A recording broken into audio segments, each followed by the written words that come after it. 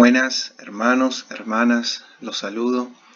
Este video es el resultado del curso de homilética básica y vamos a conversar sobre la arquitectura del bosquejo, entendiendo que es importante armar un plan para poder predicar de una manera eficaz. Para la arquitectura del bosquejo vamos a basarnos en 3 libros principales que ya estuvimos leyendo y compartiendo. Uno es el de Orlando Costas, Comunicación por medio de la predicación. El otro texto es el Sermón Eficaz de Crane. Y también vamos a tomar algunos puntos del Manual de Homilética de Samuel Vila. Esta sería nuestra arquitectura del bosquejo vista de una manera general. Vamos a dividirla en 5 partes principales. Nuestra primera parte está marcado ahí en pantalla, marcado ahí con un color, ¿sí? En el círculo, refiere al texto, el tema, el título y las palabras claves. Vamos a ver en profundidad esta parte. Primera parte, el armado del bosquejo.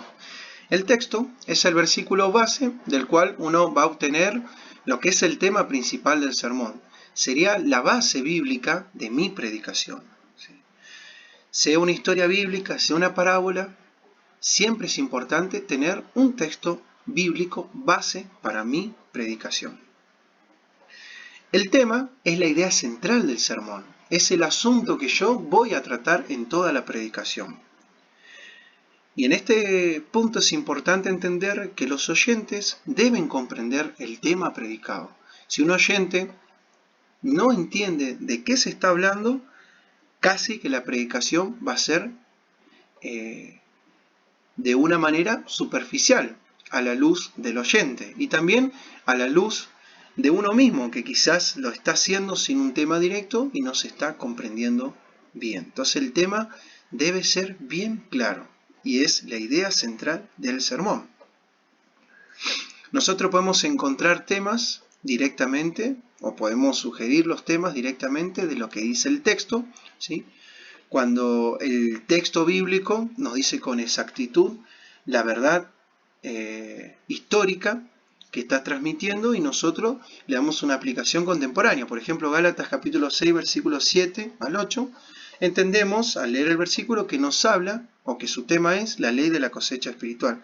Pero también podemos encontrar el tema mediante lo que se llaman procedimientos lógicos. Los procedimientos lógicos en general son 3, la deducción, la inducción y la analogía. La deducción es cuando nosotros tomamos una verdad general y de esa verdad general le damos una aplicación particular. Por ejemplo, en Mateo capítulo 28, versículos 19 y 20, la gran comisión es una verdad general, la llevamos a una aplicación directa y particular, ya sea para una iglesia o inclusive para una persona. La inducción es cuando sucede lo contrario, de un caso particular se lleva a un tema general. Por ejemplo, en Lucas capítulo 19 tenemos la historia de Zaqueo, el caso particular de una persona que nos puede llevar a un tema general.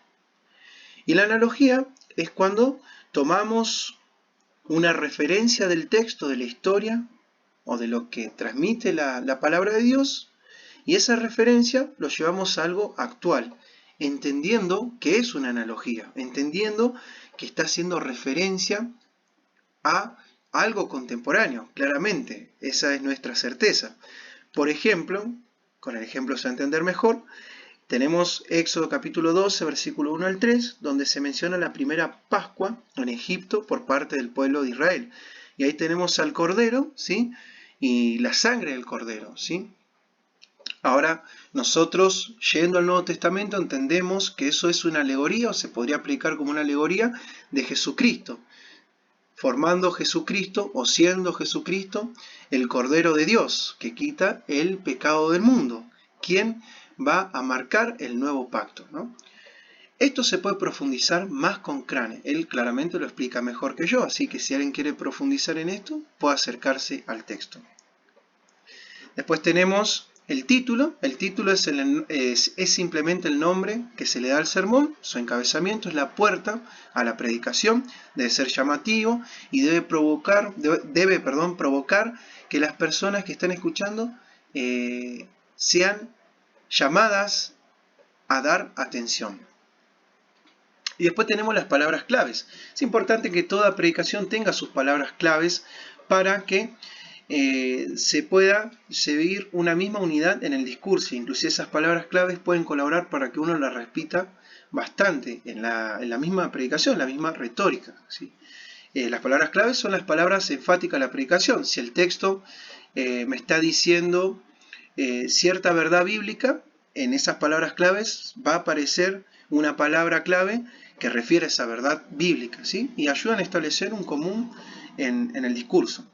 Esta es la primera parte. Vayamos a la segunda parte de la arquitectura del bosquejo, donde tenemos el propósito general, el propósito específico y la proposición. Segunda parte, propósito general. El propósito general nos habla de la necesidad espiritual de las personas. Y hay dos necesidades espirituales en todo el mundo, las dos necesidades espirituales más grandes. La necesidad espiritual de las personas que necesitan conocer a Cristo, arrepentirse y creer en el Señor Jesucristo, y la necesidad espiritual de aquellos que son cristianos y necesitan ser edificados. Sin embargo, podemos, aparte de estas dos grandes necesidades o de estos dos grandes propósitos generales, podríamos mencionar otros o ser un poquito más directo y mencionar 6 como hace Crane. Está el propósito evangelístico, que refiere a la necesidad espiritual de aquellas personas que sin Cristo están en camino a condenación. Está el propósito doctrinal, que refiere a la necesidad espiritual de edificar a la iglesia y a los creyentes que están escuchando la predicación. El propósito de devoción, que uno procura que las personas que escuchen amen a Dios. El propósito de consagración, que uno procura que el oyente pueda entregar su vida a Dios y consagrarse a Él completamente. El propósito ético-moral, que uno transmite una enseñanza moral cristiana para que el oyente pueda aplicar esa enseñanza. El propósito de dar aliento, cuando uno en su propósito busca que las personas salgan con ánimo, ya sea ánimo para realizar cierta aplicación bíblica, como por ejemplo ir a predicar, o ánimo personal y a enfrentar ciertas situaciones difíciles, por ejemplo, ¿no? Estos son los propósitos generales. Siempre tenemos que anotar en nuestra arquitectura del bosquejo cuál es el propósito general. Y después está el propósito específico, que es la aplicación particular del propósito general, ¿sí? Es la aplicación directa, es lo que yo quiero hacer en mi predicación. Imagínense en que yo voy a hablar de Juan 3:16 y mi propósito general es evangelístico. En el propósito específico tengo que aclarar qué es lo que quiero hacer con ese versículo y si yo quiero evangelizar, ¿a qué voy a apuntar directamente? Uno podría decir, bueno, Jesucristo. Pero pensemos que en la evangelización muchas veces uno tiene que siempre hablar de arrepentimiento y de creer, pero de acuerdo al versículo uno puede quizás hacer más énfasis en la cruz de Cristo, más énfasis en la vida de Cristo, más énfasis en el amor de Dios, más énfasis inclusive en otros temas teológicos que nos ayudan a evangelizar, ¿no? Entonces eso es el propósito específico. Y después está la proposición. La proposición es una declaración de lo que el texto propone y una aplicación. El texto me está proponiendo que yo debo hacer tal cosa. Por lo tanto, hoy vamos a hacer lo siguiente. Hoy tenemos que empezar como cristianos a hacer lo siguiente. Eso es una proposición. Es lo que el texto se está proponiendo y es la aplicación actual que yo voy a hacer al texto. Si el texto me está sugiriendo que yo vaya y predique el Evangelio, entonces mi ánimo mediante esta predicación es que todos obedezcamos a la Gran Comisión, por dar un ejemplo, ¿no? Por eso las proposiciones siempre se escriben de esta manera. El texto me sugiere tal cosa, por lo tanto debemos, o el versículo dice esto, por eso yo debo, ¿no? Esas son las proposiciones. Vayamos al tercer punto, oración de transición, interrogante sermonaria. En esta tercera parte del armado del bosquejo es importante entender que es un puente en lo que es la primera y segunda parte y el cuerpo. La tercera parte del armado del bosquejo es un puente. Tanto la oración o la interrogante nos ayudan a unir. ¿Unir qué? Unimos la introducción con el cuerpo. Unimos toda la primera parte y segunda parte con el cuerpo. Para ello tenemos la oración de transición, que simplemente es un puente retórico, es una oración que va a sugerirnos que vayamos al cuerpo de la predicación, y tenemos la interrogante sermonaria, ¿no?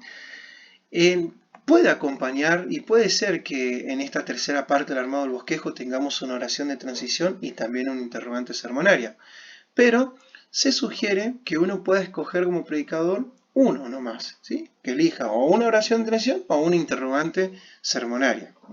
La interrogante sermonaria nuevamente funciona como un puente entre lo que es el tema, la primera y segunda parte o la introducción, y lo que es el cuerpo.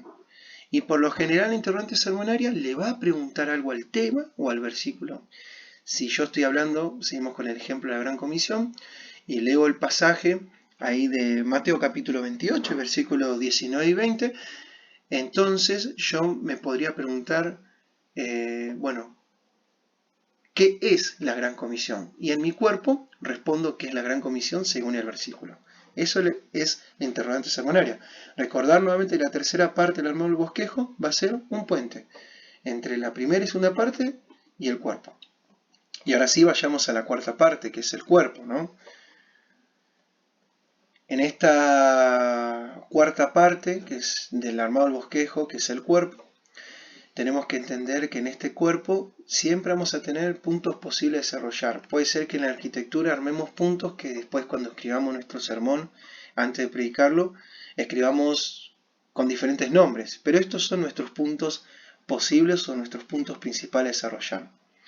Tenemos dos tipos posibles de desarrollo en un cuerpo. El desarrollo textual analítico, cuando uno toma el versículo y simplemente va dividiendo el versículo, y ese es el cuerpo, siempre de acuerdo al tema, o el desarrollo textual sintético, cuando no respeta el orden del versículo, pero sí respeta la verdad del versículo, obviamente, ¿no?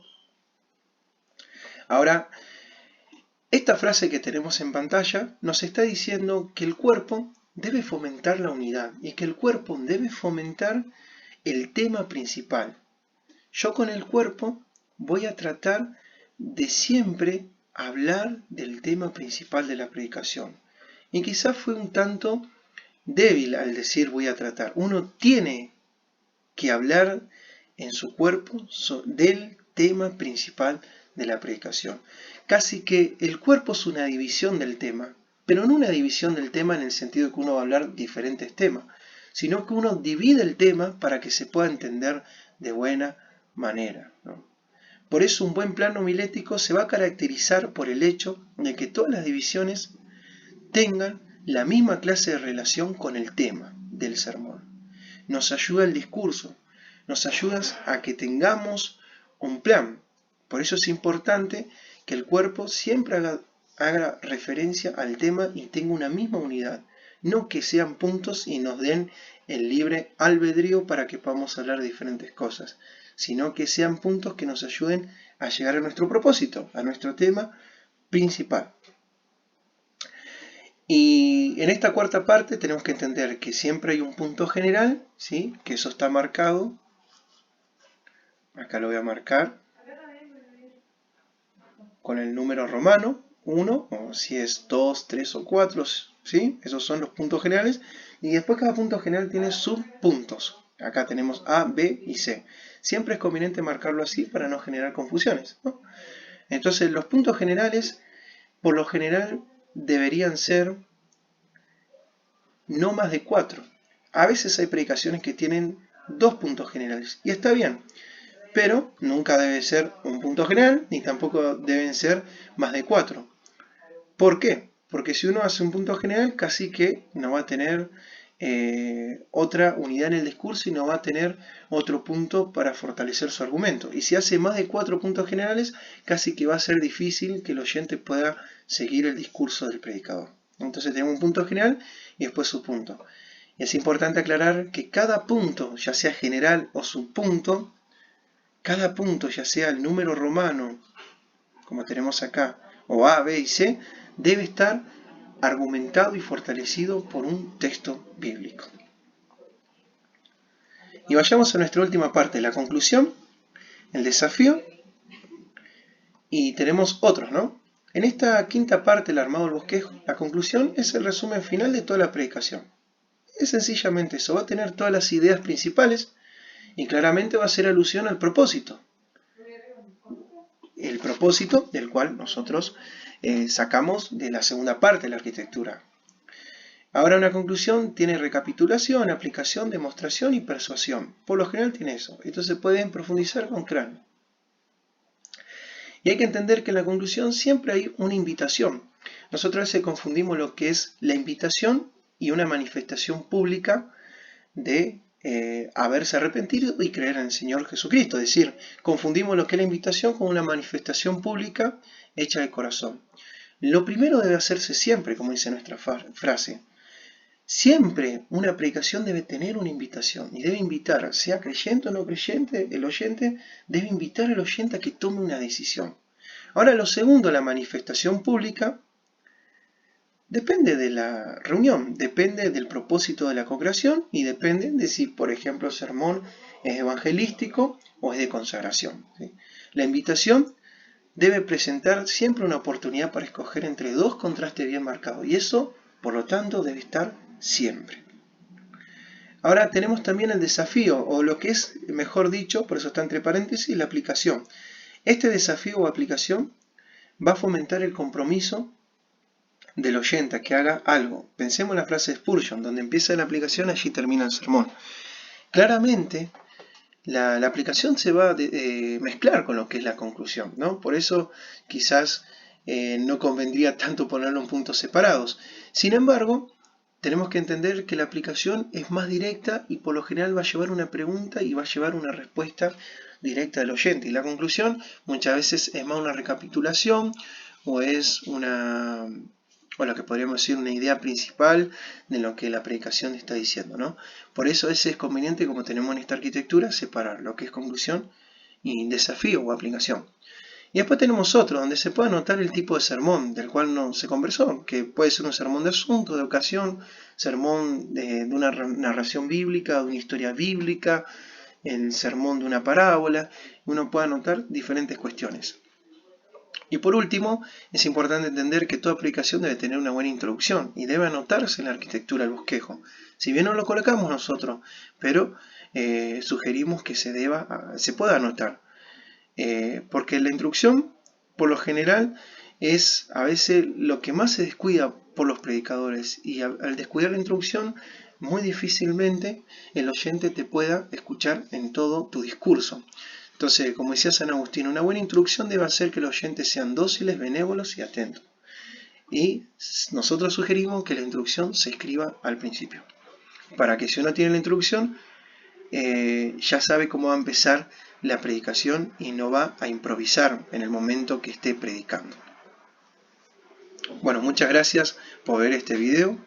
Me disculpo si en algunas palabras me compliqué, si en algunas palabras me trabé. Es la primera vez que hago un video educativo y explicativo. Espero que sea de bendición y gracias a los que participaron del curso. Y recordemos las palabras del apóstol Pablo, de 2 Timoteo capítulo 2, versículo 15. Procura con diligencia presentarte ante Dios aprobado como obrero que no tiene de qué avergonzarse, ¿no? Que usa bien la palabra de Dios, ¿no? Ese debe ser nuestro propósito como cristianos, procurar siempre con diligencia y con esfuerzo presentarnos ante Dios de una manera aprobada. Gracias y nuevamente me disculpo si quizás algunas cuestiones no se entendieron. Mi deseo es que este video pueda servir para que uno lo pueda ver en sus tiempos libres y pueda fortalecer el conocimiento sobre homilética básica. Gracias por el tiempo prestado.